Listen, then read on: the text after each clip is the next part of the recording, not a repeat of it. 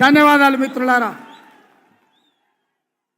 తెలంగాణ తల్లి సోనియా గాంధీ సుపుత్రిక, మనందరి ప్రియతమ నాయకురాలు, the most happening dynamic young lady leader of this country. दीदी दीदी दीदी उधर तरफ दीदी.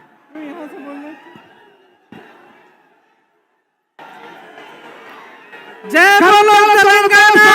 कौन सीधे कोरता ఉన్నాం. जय बोलो तेलंगाना. बहनों और भाइयों,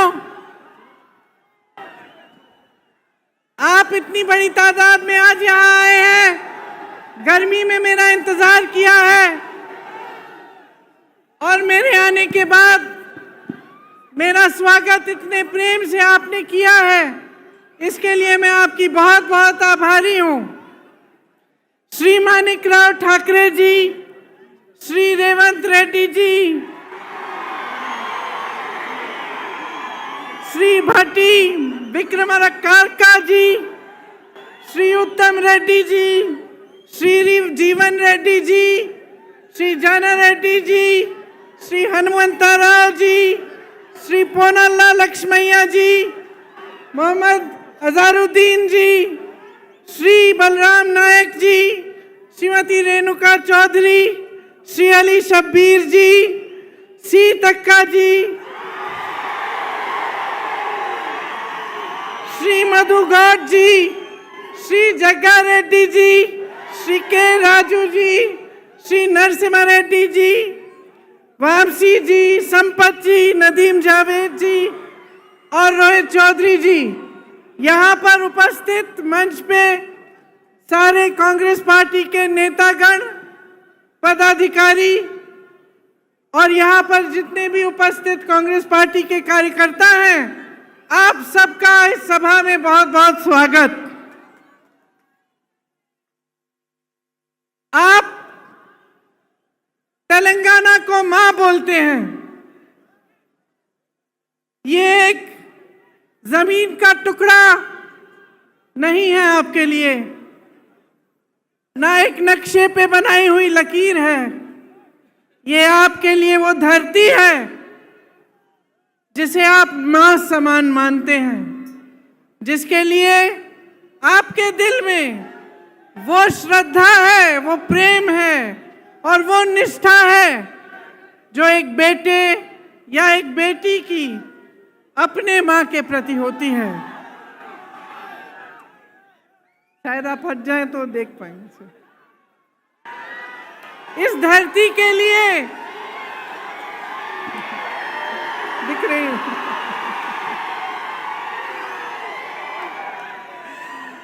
इस धरती के लिए सैकड़ों लोगों ने कुर्बानी दी. वीर श्रीकांताचार्य और सैकड़ों अमर वीरों ने तेलंगाना के लिए एक सपना देखा था और उस सपने के लिए उन्होंने अपना जीवन दिया. मित्रुलारा कोशिश करूंगी. तेलंगाना विद्यार्थी అమరవీరులు ఏ ఆకాంక్షల కోసం ఆత్మ బలిదానాలు చేసుకున్నారు. ठीक बोला. उनकी क्या इच्छा थी, उनकी क्या आशा थी? उनकी इच्छा थी, उनकी लड़ाई थी कि यहाँ के युवाओं के लिए रोजगार बने, कि आने वाली पीढ़ियों को अपना पूरा हक मिले, उनके साथ जाति न हो. किसानों के लिए उन्होंने ये सपना देखा था कि उनको पानी मिले, फसलों का सही दाम मिले, कर्ज का बोझ न उठाना पड़े. अपनी बहनों के लिए ये सपना देखा था कि पूरी तरह से उन्हें भी अपना हक मिले और सारी सुविधाएं मिले. वारंगल, रेंगारेड्डी, रेड्डी, नलगोंडा, करीमनगर, महबूबनगर जैसे शहर भी हैदराबाद की तरह विकसित हो, उनका नाम भी पूरी देश दुनिया में मशहूर हो. ये शहीद जिन्होंने जिन्होंने तेलंगाना के लिए अपना जीवन दिया, ये चाहते थे कि बाबा साहेब अम्बेडकर, महात्मा फूले जी, कोमरम भीम जी का जो सपना है वो साकार हो, सबको सामाजिक न्याय मिले, सबको समान हक मिले।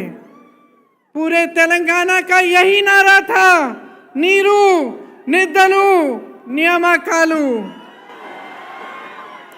पानी, फंड्स और रोजगार, यही आप सबका नारा था। इसके लिए सैकड़ों कुर्बानियां दी गई। किसान, युवा, महिलाएं, दलित, आदिवासी सब आंदोलन के नायक थे। यहाँ की बेटियां इस आंदोलन के नायक थे। ऐसा कोई एक नेता नहीं था जिसने इस आंदोलन को आगे बढ़ाया। ये आपका आंदोलन था, तेलंगाना की धरती के बेटे और बेटियों का आंदोलन था। उन्होंने कुर्बानियां दी, उन्होंने आंदोलन किया और इन कुर्बानियों की वजह से आज हम तेलंगाना प्रदेश में खड़े हैं। आप तो जानते ही होंगे, मेरे परिवार ने भी कई कुर्बानियां दी इस देश के लिए। इंदिरा भी शहीद हुई। मिट्टी के लिए कुर्बान होने का मतलब क्या होता है, ये मैं जानती हूं, मेरा परिवार जानता है और समझता है। जब हम सब कहते हैं कि किसी शहीद की कुर्बानी व्यर्थ नहीं होनी चाहिए, तो इसका मतलब क्या होता है, मेरे परिवार के सदस्य जानते हैं। और यहाँ तेलंगाना में एक एक पुरुष, एक एक महिला जानती है, क्योंकि आप में से हजारों लोगों ने यही कुर्बानी दी अपने प्रदेश के लिए और अपने देश के लिए। कुर्बानियां एक विचार के लिए दी जाती हैं। दिल में जो इंसान जिस चीज में विश्वास करता है, जिसके लिए लड़ता है, उसके लिए कुर्बानी दी जाती है। जब सैकड़ों युवाओं ने तेलंगाना के लिए कुर्बानी दी, तो मेरी मां सोनिया जी ने गहराई से ये समझा कि यहाँ की आवाज क्या है, यहाँ की जनता क्या चाहती है। और मुझे याद है कि एक सरल निर्णय नहीं था, एक तरह से एक मुश्किल निर्णय था, क्योंकि अगर सोनिया जी उस समय सत्ता के बारे में सोचती या अपनी पार्टी के लिए राजनीति के बारे में सोचती, तो शायद ये निर्णय नहीं ले पाती। लेकिन सोनिया जी ने आपके बारे में सोचा, आपकी इच्छा के बारे में सोचा, जो आंदोलन आपने बनाया था उसके बारे में सोचा, जो आप चाहते थे उसको सुना, समझा और तभी ये निर्णय लिया गया। तेलंगाना जब बना तो ये स्पष्ट था कि ये प्रदेश अपना रास्ता अपने आप तय करेगा। सबकी यही इच्छा थी और आशा थी कि एक मजबूत प्रदेश बनेगा, कि जितनी आशाएं आंदोलन में व्यक्त की गई थी, जितने बलिदान दिए गए थे, उनका आदर होता। और सब चाहते थे कि चाहे हमारी सरकार बने, चाहे किसी और की सरकार बने, लेकिन तेलंगाना एक नया प्रदेश बना है, अपने आंदोलन से उभरा है। इसमें सब किसान, दलित, आदिवासी, जनता, युवा सब शामिल हुए। तो हम सब चाहते थे कि कैसी भी सरकार आए, चाहे हमारी सरकार भी ना हो, लेकिन तेलंगाना के लिए कुछ अच्छा करके जाएगी और कुछ बनाएगी और आपको विकसित बनाने के लिए दिन रात काम करेगी। लेकिन अफसोस की बात है कि जो सपना और जो आपकी इच्छा थी नीरू निदलू नियमकालू की, वो अभी तक पूरी नहीं हुई। आज परिस्थितियां ये है कि सत्ताधारी नेताओं को ही पानी मिल रहा है। सारा फंड सत्ताधारी नेताओं को ही मिल रहा है और सारी जो नौकरियां हैं यहाँ के युवाओं को मिलने के बजाय उनके करीबियों और उनके दोस्तों को मिलती हैं। ये आपका सपना नहीं था। बीआरएस सरकार यहाँ एक शासन चला रही है जिसमें आपके सपने साकार नहीं हो पा रहे हैं। उनको शायद ये लगता है कि ये प्रदेश उनकी जागीर है और वे इसके नए जागीरदार हैं। लेकिन इसके लिए आप नहीं लड़े। इसके लिए आपके बहनों, आपकी भाइयों ने बलिदान नहीं दिया। इसके लिए आपका आंदोलन नहीं चला। आपका आंदोलन इसलिए चला कि आपको अपना पूरा हक मिले, कि जितने रोजगार बन रहे हैं वो यहाँ के युवाओं और युवतियों को मिले। और इसीलिए जब बीआरएस की सरकार ने कहा कि वो आपको कर्ज मुक्त करना चाहती है और ये वादा दिया, 2.5 लाख किसानों पर आज भी 1.5 लाख रुपए का कर्ज है। 2.5 लाख किसानों पर एक एक किसान पर कर्ज है और आपको अभी तक कर्ज मुक्त नहीं किया है, अपना वादा पूरा नहीं किया। 8,000 किसानों ने 2014 से लेकर आज तक आत्महत्या कर डाली। रोजाना लगभग 3 किसान आत्महत्या करते हैं। केसीआर जी ने कहा था कि हर घर में एक नौकरी देंगे। मैं आप सबसे पूछना चाहती हूं, आपके घरों में नौकरी मिली कि नहीं? नहीं मिली। नहीं।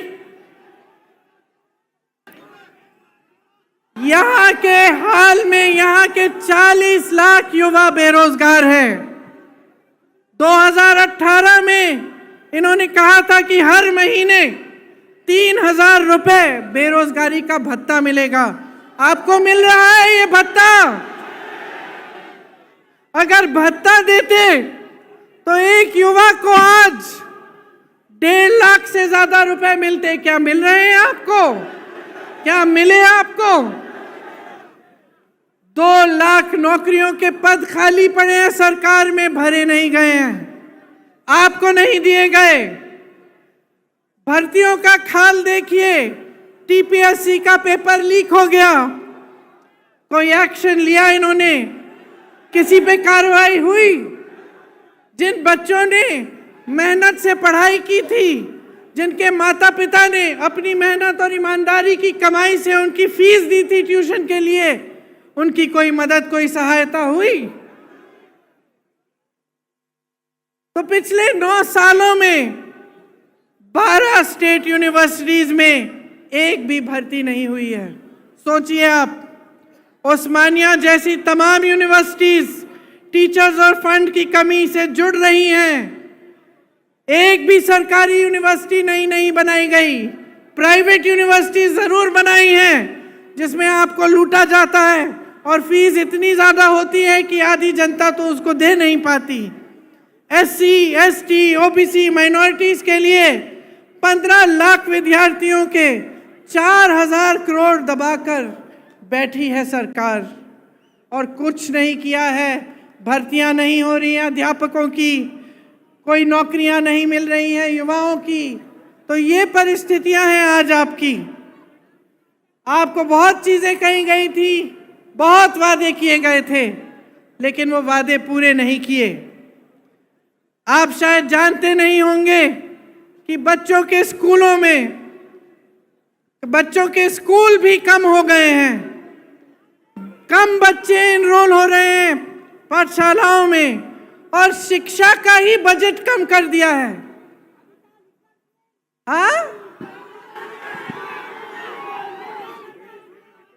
आप सोचिए, आप सोचिए,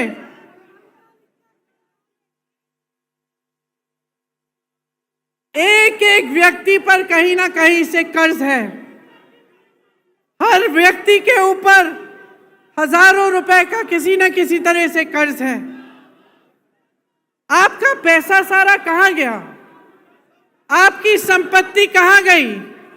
जो बड़े बड़े सपने आपको दिखाए थे, जो आपकी आशाएं थी, जिसके लिए आपने आंदोलन किया, अपना एक नया प्रदेश बनाया, उन आशाओं का क्या हुआ? आपको एक ऐसी सरकार मिली जिसने आपके सपने तोड़े। तो अब आपको तय करना पड़ेगा बहनों और भाइयों, कुछ महीनों में यहां पे भी चुनाव आएगा। मैं हर रोज पिछले 2 हफ्तों से कर्नाटका में प्रचार के लिए जा रही हूं। आज आखिरी दिन है। वहां खूब भाषण दे के आई हूं और क्या कहती हूं मैं वहां, आप भी सुन लीजिए कि देखिए, ये प्रदेश, ये देश आपका है, और खास तौर से तेलंगाना, जहां पे आपने, युवाओं ने बलिदान दिया इस प्रदेश को बनाने के लिए, ये आपका है। इसकी सुरक्षा, इसको संभालना, इसके भविष्य को मजबूत बनाना आपका भी कर्तव्य है। सबसे बड़ी जिम्मेदारी आपकी है। जब आप एक सरकार को चुनते हैं, तो अगर आप जागरूक नहीं बनते, अगर आप ये नहीं देखते कि इस सरकार ने हमारे लिए क्या किया, कैसी स्कीम्स बनाई, हमारी आज परिस्थितियां कैसी हैं, पहले से सुधरी हैं कि पहले से ज्यादा मुश्किल परिस्थितियों में हैं हम, और उस जागरूकता के साथ आप नई सरकार नहीं चुनेंगे, तब नुकसान किसी नेता का नहीं होगा बहनों और भाइयों, नुकसान आपका होगा। नुकसान मेरी बहनों आपका होगा, आपके बच्चों के भविष्य का होगा। तो ये चीजें बहुत गहराई से आपको समझनी चाहिए। आपने अपना पूरा आंदोलन देखा। आज आप यहां पे जब मुझे कहते हैं कि मैं इंदिरा अम्मा जैसी एक नई इंदिरा अम्मा हूं, ये हल्की बात नहीं है बहनों और भाइयों, ये हल्की बात नहीं है।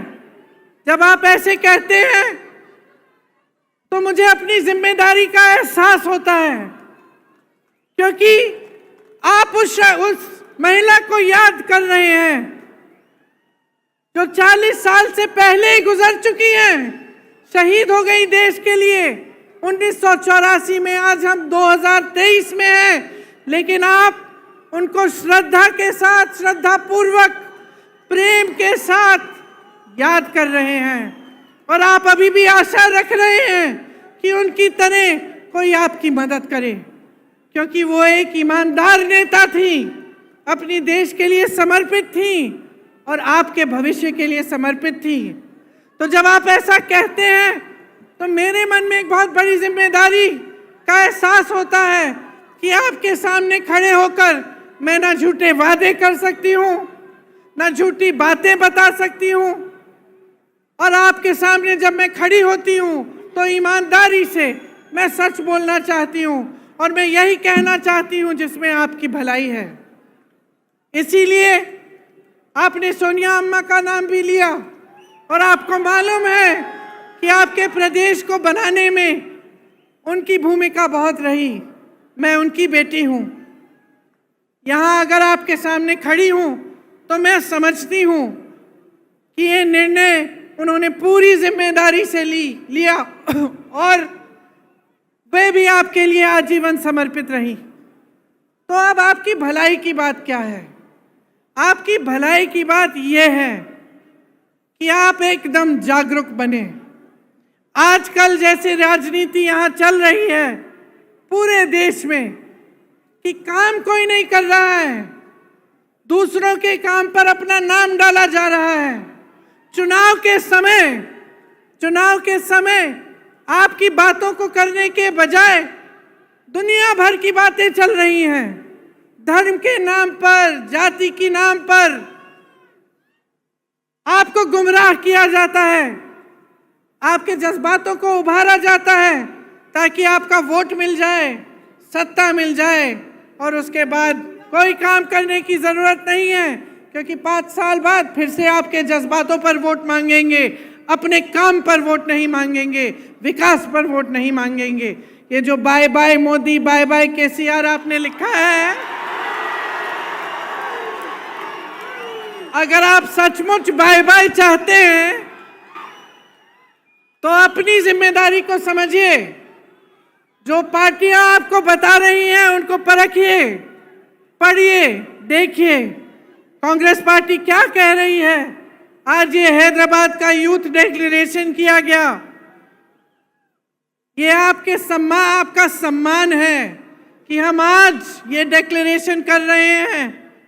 और हम सब नेता यहाँ बैठे हुए, सब जो यहाँ मौजूद हैं, इस डिक्लेरेशन के लिए आपके प्रति जवाबदेह बनेंगे। अगर हमारी सरकार बनेगी, 5 साल बाद ये काम नहीं किए गए तो हमें निकाल देना।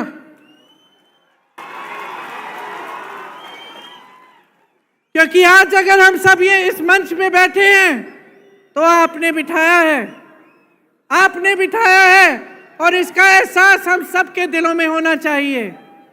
इस यूथ डिक्लेरेशन में ये कहा है हमने कि आंदोलन में शहीद परिवारों के लिए, शहीदों के परिवारों के लिए एक सदस्य को जरूर सरकारी नौकरी मिलेगी। हम ये भी कह रहे हैं कि शहीदों के माता पिता या उनकी पत्नियां को 25,000 रुपए की मासिक पेंशन दी जाएगी। 2 लाख सरकारी पद जो आज खाली पड़े हैं, इनको 1 साल के अंदर अंदर हम भरना चाहते हैं और इसका पूरा प्रयास करेंगे। जो SC, ST, OBC का बैकलॉग है भर्तियों में, इसको हम पूरा करेंगे। भर्ती के लिए हर साल एक जॉब कैलेंडर बनाया जाएगा। इसमें आपको पता चलेगा कि भर्ती के इम्तिहान कब हैं और इनके रिजल्ट कब आएंगे, ताकि स्कैम्स और घोटाले कम हों। बेरोजगार युवाओं के लिए हर महीने 4,000 रुपए बेरोजगारी भत्ता हम कह रहे हैं देंगे। और ये उस तरह का भत्ता नहीं होगा जो आज तक आपने देखा नहीं है, जो केसीआर जी ने आपको वादा करके बताया था। हम ये निर्णय ले रहे हैं कि आपको मिलेगा, और ये हम पूरा प्रयास करेंगे कि जल्दी से जल्दी अगर सरकार बने तो ये काम शुरू होगा। प्रदेश के 7 जोन्स में एम्प्लॉयमेंट एक्सचेंज बनाना चाहते हैं हम, और हर जिले में, जैसे रेवंत जी ने भी आपको बताया, स्किल डेवलपमेंट सेंटर बनाया जाएगा। तेलंगाना में सरकारी सहायता पाने वाली प्राइवेट कंपनीज की भर्तियों में तेलंगाना के युवाओं को 75% आरक्षण मिलेगा।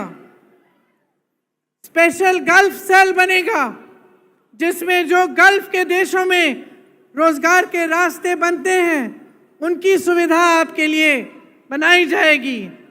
शिक्षा को बढ़ावा दिया जाएगा। इन्होंने शिक्षा की बजट कम की है। आप सोचिए कि किस तरह का भविष्य बनाना चाहते हैं आपके लिए, अगर स्कूल ही नहीं खुलवा रहे हैं, अगर शिक्षा की बजट कम हो रही है। SC, ST, OBC, माइनॉरिटीज और EWS के ज़रूरतमंद बच्चों के लिए फीस का रीइंबर्समेंट किया जाएगा। जो 4,000 करोड़ सरकार के ड्यूज हैं वो क्लियर किए जाएंगे। खम्भम, मेडक में नई इंटीग्रेटेड यूनिवर्सिटीज बनाई जाएंगी। शिक्षा प्राप्त कर रही 18 साल से ऊपर की लड़कियों को इलेक्ट्रिक स्कूटर मिलेगा। हाँ, ये मुझे भी पसंद है, ये वाला। 4 नई IIIT बनाना चाहते हैं हम। वर्ल्ड क्लास की स्पोर्ट्स यूनिवर्सिटी, ये सब काम हम करना चाहते हैं। और इसके अलावा बहुत सारी चीज़ें इस यूथ के जो आपने ये जो डिसीजंस लिए हैं उसमें लिखे गए हैं, आप सबको पढ़ना चाहिए। और सबको अच्छी तरह से समझना चाहिए। तो अंत में मैं सिर्फ इतना कहना चाहती हूं कि अगर आज आपको अपने भविष्य को बचाना है, अपने प्रदेश को आगे बढ़ाना है, अपने देश को गलत तरह की राजनीति से बचाना है और एक ऐसी राजनीति स्थापित करनी है जिसके लिए जनता सर्वोपरि है, तो आपको जागरूक बनना एकदम सबसे ज्यादा महत्वपूर्ण चीज यही है। आपको जागरूक बनना पड़ेगा। मैं यही मांगने आई हूं आपसे, बार बार आपसे मिलती रहूंगी, बातें करती रहूंगी और मेरी इच्छा यही है कि जो सपने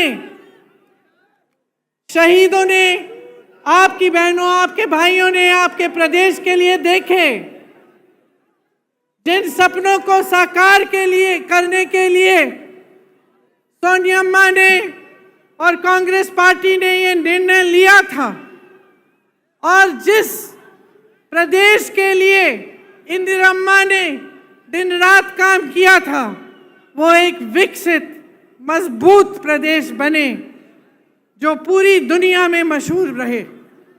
यही मेरी इच्छा और आशा है। आप सबने बहुत बहुत ध्यान से मेरी बातों को सुना, इसके लिए मैं आपको बहुत धन्यवाद देती हूँ, बहुत धन्यवाद देती हूँ। एक बार मेरे साथ कहिए, जय हिंद। తెలంగాణం తెలంగాణం తెలంగాణ తెలంగాణం తెలంగాణ తెలంగాణం తెలంగాణం మన పేపర్ వస్తుంది.